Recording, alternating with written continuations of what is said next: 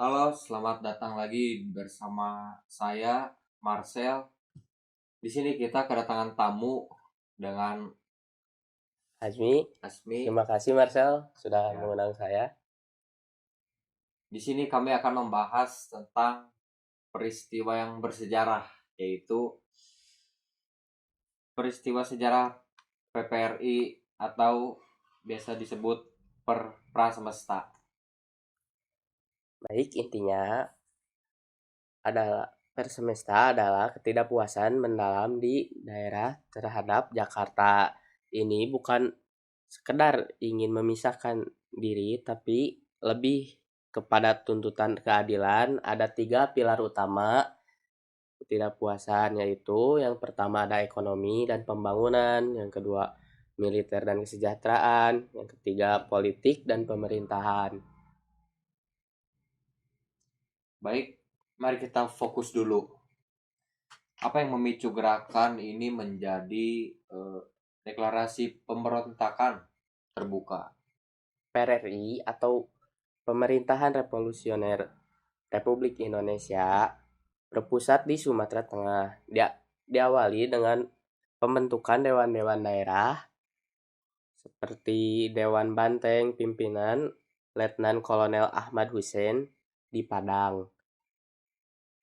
Pada tahun 1956, puncaknya pada Februari 1958 setelah ultimatum mereka kepada pemerintah pusat diabaikan, mereka memproklamasikan PRRI.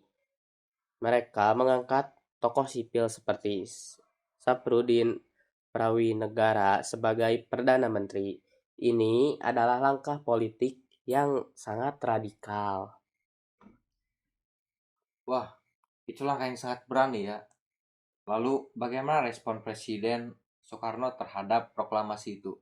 Respon Presiden Soekarno, mereka menyebut pemberontak, pemerintah pusat segera melancarkan operasi militer skala besar yang terkenal dengan Operasi 17 Agustus. Untuk menumpas PRRI, Jakarta menganggap PRRI sebagai ancaman nyata terhadap keutuhan Republik.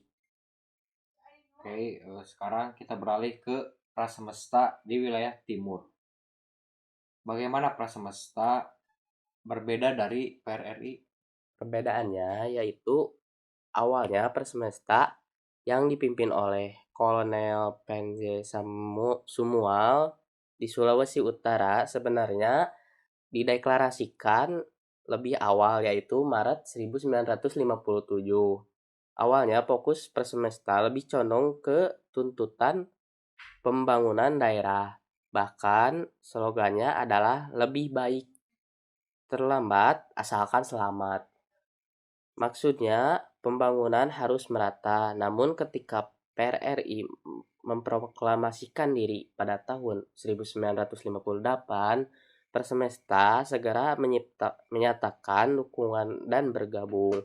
Yang krusialnya adalah Persemesta kemudian menerima bantuan militer dari pihak asing, khususnya Amerika Serikat dan Taiwan, yang melihat kesempatan untuk menahan pengaruh komunis yang dianggap mulai dekat dengan Soekarno. Ini membuat konflik di Sulawesi menjadi lebih berdarah dan melibatkan elemen internasional. Bantuan asing.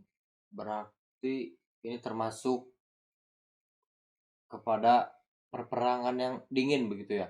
Betul, konflik domestik kita terseret ke dalam pusaran geopolitik global. Operasi penumpangan Persemesta dikenal sebagai Operasi Sabta Marga dan berlangsung lebih lama karena medan yang sulit dan pasokan senjata dari luar.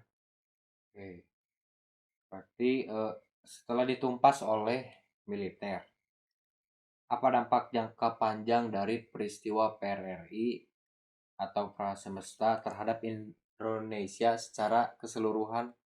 Dampaknya ada penguatan sentralisasi Pemberontakan ini justru mempercepat Soekarno untuk mengakhiri sistem parlementer dan menerapkan demokrasi terpimpin. Lalu yang kedua ada eksonasi militer. Meskipun ada pertempuran pemerintah yang menerapkan kebanyakan rekonsiliasi yang cukup lunak, banyak perwira PRRI atau Persemesta yang kemudian diintegrasikan kembali ke dalam TNI.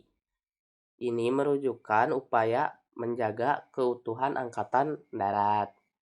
Lalu yang terakhir ada kesadaran pembangunan daerah. Secara tidak langsung, konflik ini membuat Jakarta akhirnya lebih serius memperlihatkan masalah pembangunan dan pemerataan ekonomi di luar Jawa.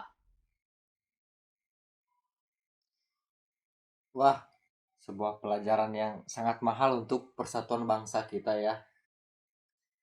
Terima kasih banyak pemirsa dan Bapak Asmi atas pencerahan sejarah yang sangat detail dan kompetitif tadi. Ya, sama-sama Marcel. Semoga bisa bermanfaat bagi para pendengar. Oke, siap. Baiklah pemirsa, sampai jumpa di episode selanjutnya.